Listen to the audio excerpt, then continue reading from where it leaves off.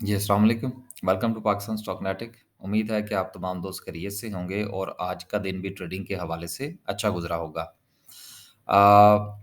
गुज़िश्ता दिन जो है वो वीडियो हमारी अपलोड नहीं हो सकी, तो चूँकि उससे 1 दिन पहले ही मैंने आपसे गुज़ारिश की थी कि हो सकता है कि ऐसा मुमकिन ना हो सके, तो ऐसा ही हुआ। ट्रैवलिंग में काफ़ी टाइम गुज़रा जिसकी वजह से जो है वो वीडियो नहीं बन सकी। आगे भी चंद दिन जो है वो कुछ काफ़ी मसरूफ़ियात हैं। वो क्या होता है ना अक्सर, हालाँकि अब मैं मेरा ख़्याल है कुछ 6-7 महीने से पाकिस्तान में हूँ और अब जब कि मेरा स्केड्यूल जो है वो थोड़ा-सा टाइट हो रहा है, मैं वापस जाना चाह रहा हूँ, तो अब मुलाकातों का सिलसिला बहुत अरूज पर पहुँच रहा है। तो मैं जब भी किसी से अब वो बात होती है ना, तो मुझसे कहता है, "यार मैं 6 महीने से इधर था।" तो वो कहते हैं, "नहीं, नहीं, वो हमारा ख्याल था जी, वो आपने इधर ही है जी, जब जाएँगे तो फिर मिल लेंगे।" तो बहरहाल हमारा भी एक अलग से ही तरीक़ाकार है। तो अब जैसे-जैसे जो है वो मेरे पास वो वक़्त की कमी हो रही है, तो वैसे-वैसे जो है वो मुलाकातों का सिलसिला जो है वो बढ़ता ही चला जा रहा है। तो चलें ख़ैर कोई बात नहीं, देखेंगे जिस कदर मुलाकातें हो सकीं, बाकी फिर आता आना-जाना तो रहेगा। चलते हैं जी आगे। और वीडियो से पहले ये हमारा कॉन्टैक्ट नंबर है जी। माशाल्लाह से काफ़ी लोग राब्ता फ़रमाते हैं। एक बार फिर जो दोस्त अब हमारे साथ राब्ता करें या करना चाहें हमारे साथ काम करने के हवाले से, वो एक चीज़ को ज़रूर ज़हन में रखिएगा कि सर सुकून से काम करना है। ठीक है ना? और अपने ज़हन के अंदर अगर आपके पास ये है कि आपने सालाना तौर पर परसेंटेज ऑफ प्रॉफ़िट देखनी है, तो आप हमारे साथ ज़रूर काम कीजिए। क्योंकि हमारे पास ये डेली प्रॉफ़िट और मंथली प्रॉफ़िट ऐसा कोई जादू की छड़ी नहीं है। सुकून से काम करेंगे इंशाल्लाह। जो लोग मंथली और डेली प्रॉफ़िट की परसेंटेज शेयर करते हैं या आपको बताते हैं, जब साल के बाद देखेंगे तो मेरा ख़्याल है अगर उससे ज़्यादा नहीं होगी तो कम भी नहीं होगी। लेकिन ये है कि हम मार-धाड़ नहीं करते। चलते हैं आगे और देखते हैं कि क्या सूरत-ए-हाल है मार्केट की। खुल जा भई। आज जो है जी वो माशाल्लाह से मार्केट ने 325 पॉइंट निकाले हैं। अब आप ये कह रहे होंगे जी कि इसके ऊपर भी माशाल्लाह कहा जा रहा है। यार देखिए, मार्केट ने आपको 1500 पॉइंट्स दिए ना, तो उसमें से अगर कोई 300-400 निकले हैं तो अच्छी बात है ना। जब नीचे जाएगी तो फिर बाय कीजिएगा। बाइंग और सेलिंग की आदत डालिए। शेयर्स के साथ चिमटे रहने से कुछ नहीं होगा। एक अच्छे लेवल पर शेयर को बाय कीजिए, फिर जहाँ पर आपको अच्छा लगे वहाँ पर प्रॉफ़िट टेकिंग कीजिए, फिर आप इंतज़ार कीजिए, जब वो दोबारा नीचे आए तो आप दोबारा बाय कीजिए और इस तरह से ये एक ज़िग-ज़ैग की जो सूरत-ए-हाल चलेगी, इससे आपका प्रॉफ़िट जनरेट होगा। लेकिन अगर आप ये समझते हैं कि जी आप यहाँ पर बाय करें और यहाँ पर जाके बेचें, तो सर ये तो फिर कोई वो क्या कहते हैं, कोई इल्म गैब वाला बंदा ही जादू वाला ही बता सकता है कि जी ये क्या हो सकता है। कुछ टेक्निकल स्टडीज़ जो हैं वो तो इस तरह से नहीं चलती।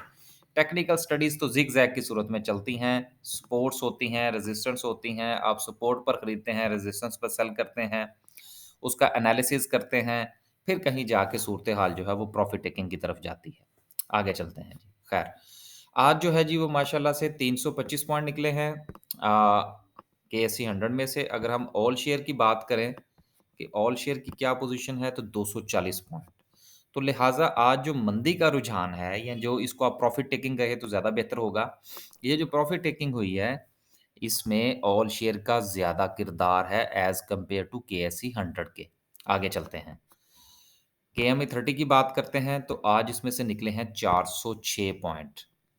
अब बात यहाँ पर ये है कि अगर हम आज की इस 400 पॉइंट की केएमआई 30 की मंदी को अगर हम ऑल शेयर के साथ कंपेयर करें, तो इसका मत मुझे जो चीज़ नज़र आती है वो ये है कि केएमआई 30 को आज कुछ नहीं हुआ। आज जो मार पड़ी है वो ऑल शेयर को पड़ी है। लिहाज़ा केएमआई 30 में ठीक है 400 पॉइंट ज़रूर निकले हैं, उसमें से प्रॉफ़िट ज़रूर निकला है, लेकिन ऑल शेयर के हालात कुछ थोड़े से ज़्यादा पतले हैं। आगे चलते हैं। सर्किट ब्रेकर की बात करते हैं जी। अपर कैप की बात करें तो 3 कंपनीज़ माशाल्लाह से अपर कैप हैं, लेकिन किसी को कंसीडर कम से कम मेरे ख़्याल में नहीं मैं नहीं कर सकता। लोअर कैप की बात करें तो 6 कंपनीज़ लोअर कैप हैं और 6 की 6 में से कोई भी ऐसी सिग्निफिकेंट कंपनी नहीं है जिसके ऊपर हम ये कह सकें कि जी इसके लोअर लॉक होने की वजह से मार्केट के ऊपर असर हुआ है। लिहाजा चूँकि लोअर लॉक नहीं लगे, 300 पॉइंट्स भी निकले हैं और कोई सिग्निफिकेंट कंपनी भी लोअर कैप में शामिल नहीं है। इसका मतलब ये हुआ है कि आज जो दाल पकी है, वो सबको बटी है। तो अच्छी बात है, सब सेक्टर्स में से प्रॉफ़िट टेकिंग हुई है, लोगों ने उसमें से पैसा निकाला है। आपको भी निकालना चाहिए था, क्यों नहीं निकाला? प्रॉफ़िट टेकिंग प्रॉफ़िट और लॉस क्या होता है? इस पे ऊपर ज़रा थोड़ी-सी आज बात हो जाए। प्रॉफ़िट वो जो आपने पोज़ीशन काट कर आपके अकाउंट में कैश की सूरत में आया, वो प्रॉफ़िट है। इसलिए सिर्फ़ महज़ पोर्टफ़ोलियो के अंदर देख कर इस चीज़ पर खुश होना कि जी इतने परसेंट मैं प्रॉफ़िट में हूँ, मैं उसको कंसीडर नहीं करता। लॉस भी आप उसी को कंसीडर करते हैं जो आप पोज़ीशन काट दें। प्रॉफ़िट भी आप उसी को ही कंसीडर करें, मैं उसी को ही कंसीडर करता हूँ जो मैं पोज़ीशन काट देता हूँ। और इसके साथ-साथ मैं उसी कैश को अब ये कैश की भी बात आपको बताने लगा हूँ। मैं उसी कैश को स्टॉक मार्केट का कैश कंसीडर करता हूँ जो मेरे ब्रोकर के अकाउंट में पड़ा होता है। मैं अपने क्लाइंट से भी यही पूछता हूँ कि जी ये बताइए जी आपके पास कितना कैश है? वो कहते हैं जी मिसाल के तौर पर 1 मिलियन पड़ा हुआ है जी इसके ब्रोकर के अकाउंट के अंदर और 1 मिलियन मेरे बैंक अकाउंट में पड़ा हुआ है। तो मैं कहता हूँ जी आप बैंक अकाउंट वाले की तो बात ही ना करें फिर। बात सिर्फ़ आप उसकी करें कि जो आपके पास रेडी टू इन्वेस्ट है।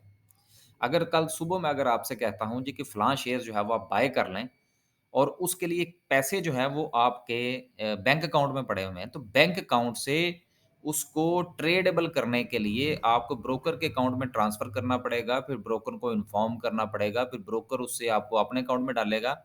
अगर वो बड़ा ही एक्टिव ब्रोकर होगा तो फिर भी 1 दिन ले जाते हैं। तो लिहाज़ा वो अगले दिन हो सकता है वो शेयर की वो प्राइस ही ना रहे।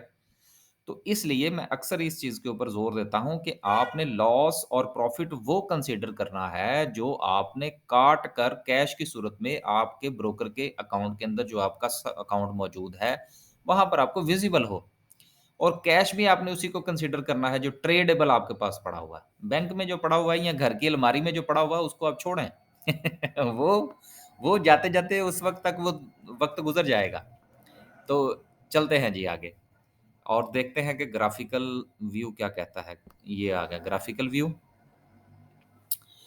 ग्राफ़िकल व्यू की बात करें तो जी माशाल्लाह से आज जो है टेक्नोलॉजी सेक्टर है, रिफ़ाइनरीज़ हैं, टेक्सटाइल स्पिनिंग हुँ, ये मेरा ख़्याल है यूसुफ और ना कोहेन और स्पिनिंग मिल की वज़ह से होगा, वो तो वीविंग है। पावर जनरेशन इसको भी देखेंगे किस वजह से है, food, textile, chemical, cement, engineering है और कमर्शियल बैंक्स हैं, राइट। टॉप 10 सिंबल्स को देखते हैं। आज जो है जी वो सबसे ज़्यादा जो वॉल्यूम ल अब ये देखिए, दिस इज़ द पॉइंट। चंद दिन पहले जिस वक़्त हम मार्केट को डिस्कस कर रहे थे, तो ये जो मिनिमम वॉल्यूम था, ये सर 2 मिलियन पे आया हुआ था। आपको अगर याद हो, मुझे बहरहाल याद है, ये तकरीबन 2 मिलियन पे था। लेकिन अब जो है वो माशाल्लाह से 60 मिलियन तक भी चला है। लेकिन जो कम से कम वॉल्यूम है वो 10 मिलियन का है, तो इट्स अ गुड। आगे चलते हैं जी और देखते हैं कि आज की कैंडल क्या कहती है। आज की कैंडल जो है वो सर ये कहती है कि हमने पिछले दिनों इस बात के ऊपर थोड़ा-सा लबकुशाई की थी कि सर मार्केट के पास इस वक़्त जो सबसे बड़ी रेज़िस्टेंस हमें नज़र आ रही है, वो 45,000 तकरीबन 500 की है। और मार्केट ने वहाँ से सर टकराने के बाद वहाँ से आपको करेक्शन दी है। अब आपने ये देखना है कि और आपको याद होगा कि मैंने एक बात ये भी कही थी कि 45,500 पर हम क्या करेंगे? हम कुछ ना कुछ प्रॉफ़िट टेकिंग करने की कोशिश करेंगे, जो कि हमने की भी, कोशिश भी की। मैंने तो इन्फॉर्म किया अपने दोस्तों को, अब उन्होंने की है या नहीं की, ये तो मीटिंग में पता लगेगा क्योंकि हमारी जो एनहांस सर्विस है, उसमें हम वीकेंड पे व्हाट्सएप कॉल करते हैं और तमाम जो है वो पोर्टफ़ोलियो का जायज़ा लेते हैं कि कैश कितना है, शेयर्स कौन से हैं, कौन से बेचे, कौन से खरीदे, कौन से रखे और फिर अगले वीक की हम थोड़ी बहुत प्लानिंग भी करते हैं। तो ये जो जब बात होगी तो पता चलेगा कि उन्होंने कुछ खरीदा सॉरी कुछ बेचा या नहीं। बहरहाल मार्केट जो है वो जी अपनी रेज़िस्टेंस के साथ टकरा कर वापस आई है और आज की कैंडल भी थोड़ी स्ट्रॉन्ग कैंडल है।